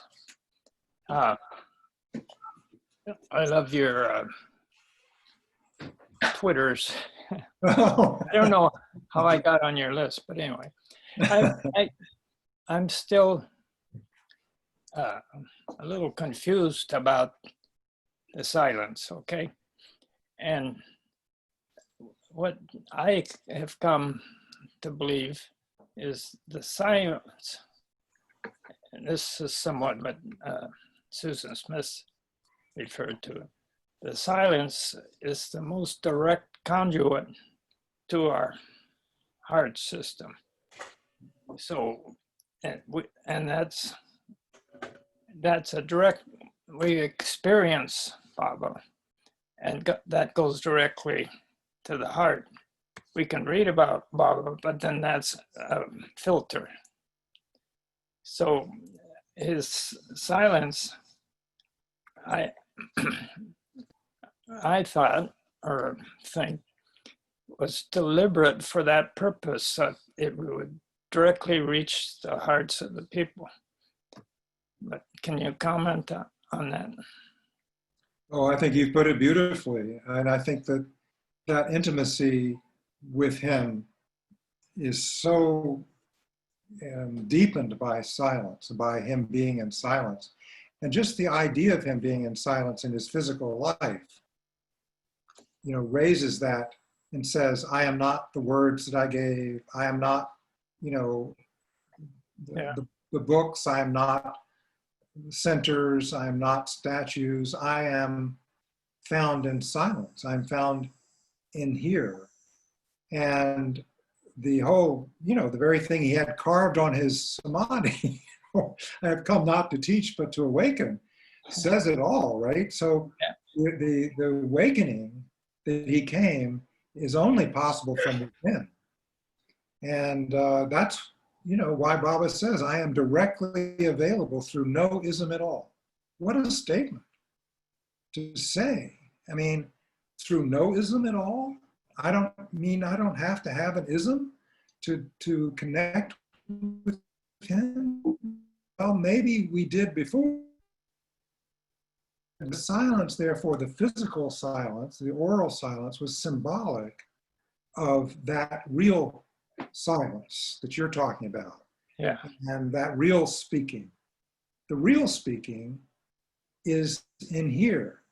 Even so much so that Baba said in the early days, do nothing even to please me that goes against the dictates of your conscience. And I mean, that's very powerful, because the Baba is saying, if you want to hear me, listen and hear. And then follow that to the best of your ability, because that is the real source of authority from Baba. Now, we always say, you know, qualify, I do anyway. I said, well, yeah, this is how I feel, you know, this is what Baba, I feel has come from Baba, but I don't say that means it's for you. That what Baba's saying to me means he's saying it for you or for everybody else, and it's going to be different for different people. But that's the beauty of it, isn't it? I mean, the beauty of it is he can speak to each of us and we can hear different things. You know, who's going to tell us that we're wrong, right? Well, people will tell us we're wrong, but, you know, so what? There's no, you know, Vatican that's going to say, oh, that person listened to God and got it wrong, and that person got it right. So we're in a whole new world here, and of that age of intuition. And yes, if Baba said, if my silence cannot be heard, of what avail would be words or speeches given by the tongue? Thank you very much. Yeah, so good to see you, Tom. Yeah. Marie wanted to ask something. And then Carol Vermeer. Hi, Charles. I'm so glad to see you. Hi, nice to see you. I have a question. It's like, I'm 83, and so I don't think I'm gonna be around here a whole lot longer. And, you know, I have children, grandchildren, great-grandchildren, and this concerns an experience I had with my grandchildren, 2 of them. Both of my family, both my son, my daughter, all my grandchildren, everybody are deep born-again Christians. And I live in the midst of this with everybody around me are born-again Christians, except I do A Course in Miracles, The Way of Mastery, and Meher Baba. And so anyway, my family have experiences from me, and they don't understand it, and it scares them. I don't say anything. I don't, you know, I know what their belief systems are. I don't want to challenge them. I don't want to argue or debate with them. I just want to love them. That's all.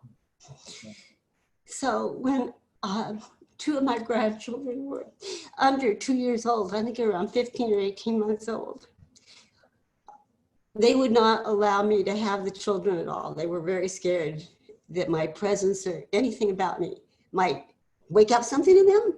So, but this was the only time in my life I had one of them. And she spent the night. And I was reading discourses and the newspaper, and then I read discourses and then the newspaper. She came in and she dug up the newspaper and she picked up discourses. I had 3 volumes, and she handed, she's under 2 and she doesn't talk. She's mommy and daddy hardly. And she hands it to me and she goes, and I have never said a word to her, never. And she goes, Meher Baba, and hands me the book. I just about died on the spot because I don't know where she got the word. So I go, I didn't hear it. I'm going to pretend it didn't happen. And I go back to reading. And about 10 or 15 minutes goes by and she picks up another book and she hands it to me. And she goes, Meher Baba again. Oh God, I hope to God she doesn't do anything like that when her dad comes. Listen to what she did when her dad comes and picks her up. On my wall, I have these huge posters of Krishna, Buddha, Meher Baba, and Christ. And her dad has them in her arms. And she takes her hand and she goes, Dada, that one, and that one, and that one, and that one, Dada, they're all the same one. They're all the same one. He looks at me and he just practically goes blue. He just opens the door and walks out with her in his arms. That was it. I never had any of them stay overnight with me again. But fast forward about 5 years when her sister is about the same age that she was. And I keep all my Baba pictures in my bedroom because they're so offensive when they come into my house. So they came over and my daughter got a phone call. She was on her way to change the baby in the bedroom.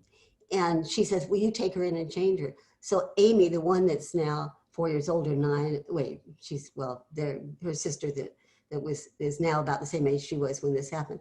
I take her into the bedroom. I have her in my arms. I just walk into the bedroom to change her diaper.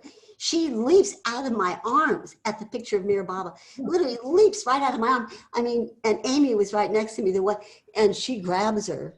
And we both hold her to keep her from falling on the floor. She had no fear. I mean, she was just going to Baba. That's all she knew. And the granddaughter that had the experience earlier said, "Oh, Grandma, if my mom and dad ever saw that, we would never see you again." And I go, "Well, we're going to keep it our secret, aren't we?"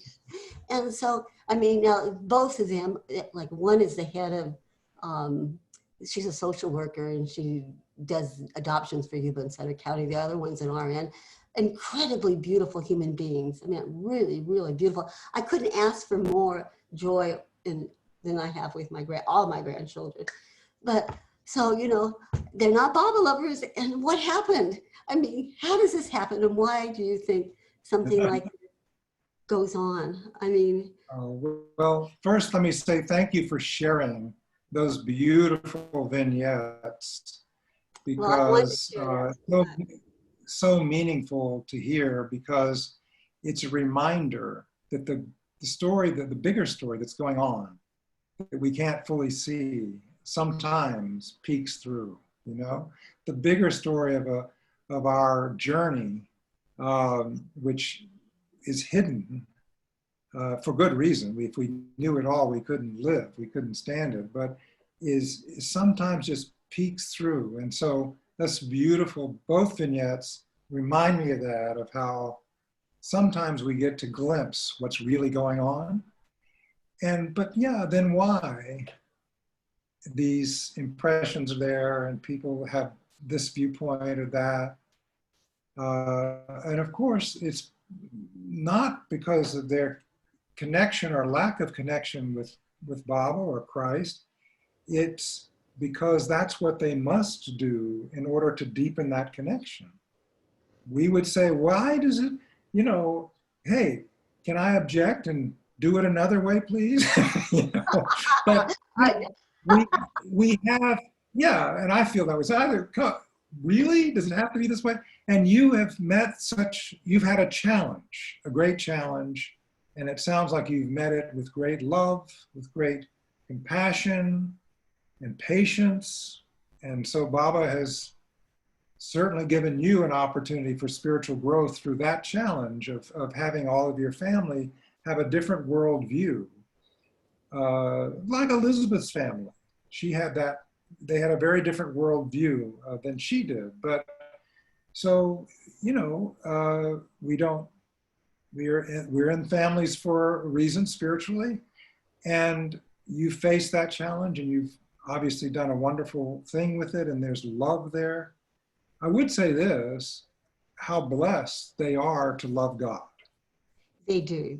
How blessed they are, right? I mean, and it may not be in the same way, you know, I would do it, or, you know, but how blessed they are that they have given their lives and that they feel like they are born again in Him.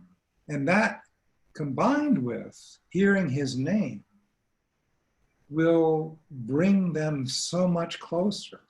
If they have to this lifetime see Him in that way, then that's the necessity for them to come closer. But because of their connection with you, they have been given that push, in my view. Because Baba said, don't worry. Someone who was worried about a family member in 62, he said, don't worry.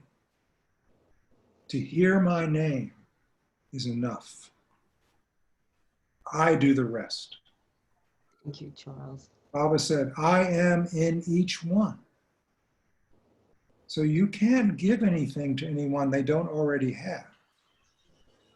And so Baba challenges us to remember that He's in each one, and it's tough. There are times, not with family you love, it's not, you know, I know you can see, but there are a lot of people I find it really difficult to remember. Baba is in that person.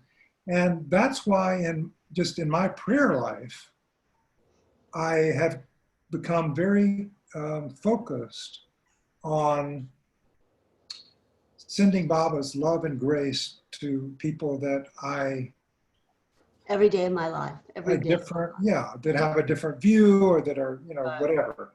And that way we are doing our part for Baba.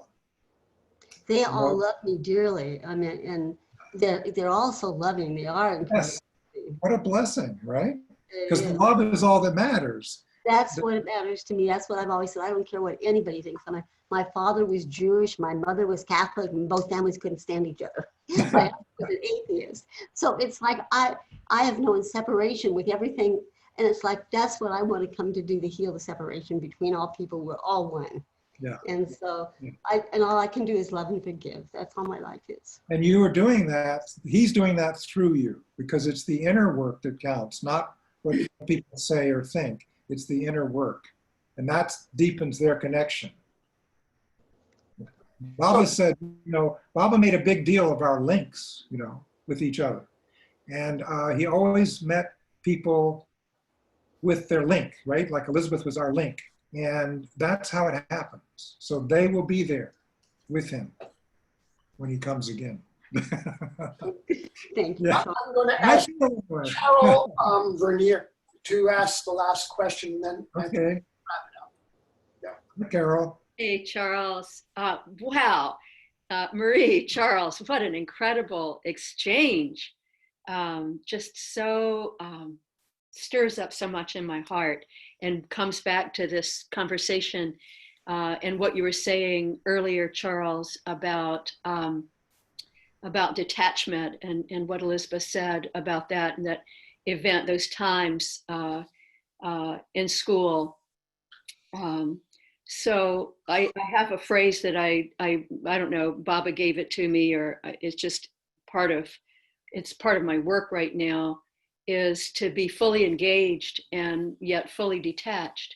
And the fully engaged part I'm really in gear with, and I can do that really well to whatever, effect. But the fully detached is so hard. And so Marie, what you were saying about, just this love, and Charles, everything that you were saying, and I think this is, it's like I've already gotten the answer to my question, but certainly anything else that you want to share is that detachment really has to come from surrendering it all to Baba. And he's the doer in every single event. And there's just so little that we can see. And I feel like, that veil in early childhood, that veil is not quite pulled over. And so much comes through these stories about the young ones. And I think, well, the new humanity, is just so fresh and present there. So Charles, anything else that you might add in this fully engaged and fully detached? I'm just. Well, I think you, Carol, you put your finger right on the heart of the matter, right? Surrender. Mm. And and that's the gift we give to Baba, according to Baba, the everything, the nothing. I mean, of course, it's his will, but he lets us feel it's the gift we give. I'll put it that way. Yeah, I mean, so love is a gift, as he says, from master to man, and obedience is a gift from man to man. But a surrender is something we can give, but it puzzled me, because it seemed to me to be the hardest thing of all. I mean, obedience is one thing. I can try to obey. If I think of this and that, I'm going to do. Love, well, I don't know. I try to love Baba, but I don't know what that means. But surrender seems to me always, it used to feel like the hardest. So I asked Erich about it one day. So I'll share that vignette because it's so sweet. And I said, Erich, he might have prompted it by saying something like, surrender all, surrender. That's it. That's what you do. You must surrender. I said, Erich. So that's easy for you to say. I don't feel I know how to do that. It's so big. I said, how can I just let go and surrender to him and let it all be his will? And he said, yeah.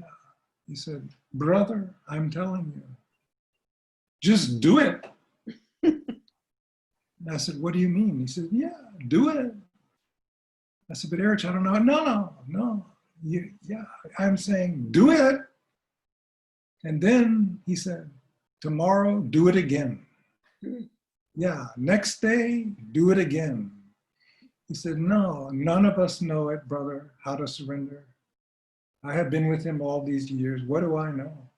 I don't, but yeah, every day you do it.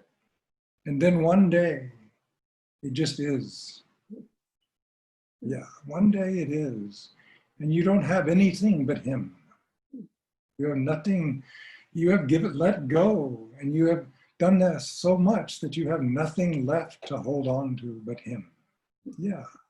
He said, believe me, brother, but you have to do it.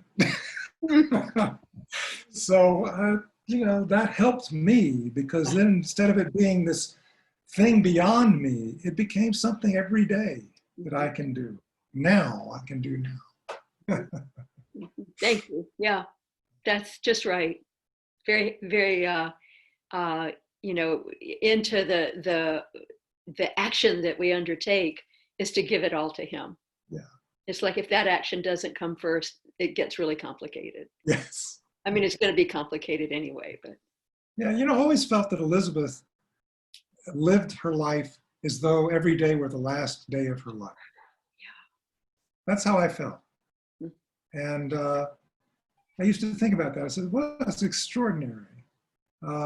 Actually, Kitty too. That's the only day they had. They didn't consciously say that or, but it's just as though this is it. And I'm going to put Baba first in everything today. And after a while, it must have become like breathing for them. They didn't think of it. When I think of Kitty, I think of someone who, you can't imagine Kitty ever thinking of Kitty. Yeah.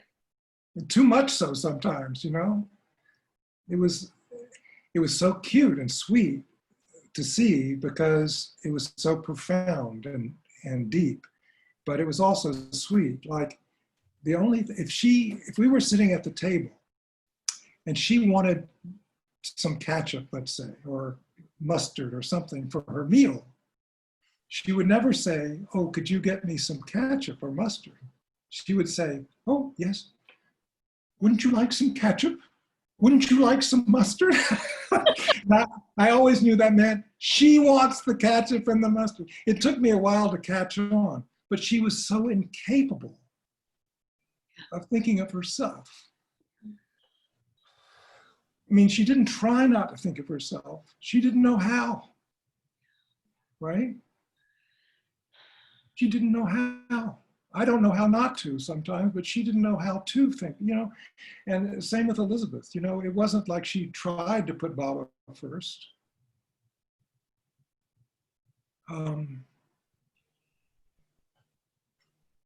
She put Baba first without thinking. I mean, it was like breathing. And how is that possible? Because she practiced. And it became natural. And that's what Erich was trying to convey to me. Just do it. Just do it. Thank you. Yeah. Jai Baba. Jai Baba.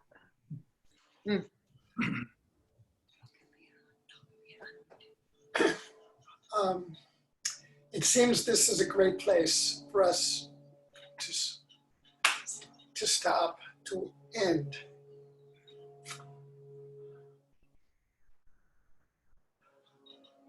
So how marvelous. I just want to thank everybody, and particularly Charles, for stepping into this water with us in this moment. So important, so meaningful. And thank everybody for hanging in there. I don't know what else to say except Jai Baba. Thank you. Happy Silence Day. Love, love, love to everyone. Jai Baba. Jai Baba. Jai Baba. Thank you. Jai Baba. Amen, Baba. Baba ki jai. Amen. Avtar. Avatar, Mayor Baba. You're gonna have to book another hour for this. Time to depart. Time to depart. Bye, everybody. Bye, Baba. Bye. Thank you, Charles. Thank you so much. Thank you, Michael. Robinson from Chicago. Thank you, Michael Siegel. Michael and Lakshmi. Thank you. Oh, our great pleasure. Thank you, Michael and Michael. Hi, Gordon. I see Gordon up there. Jai Baba, Charles. Jai Baba. Jai Baba, Charles. Jai Baba. Jai Baba, Charles. Jai Baba. Sending love.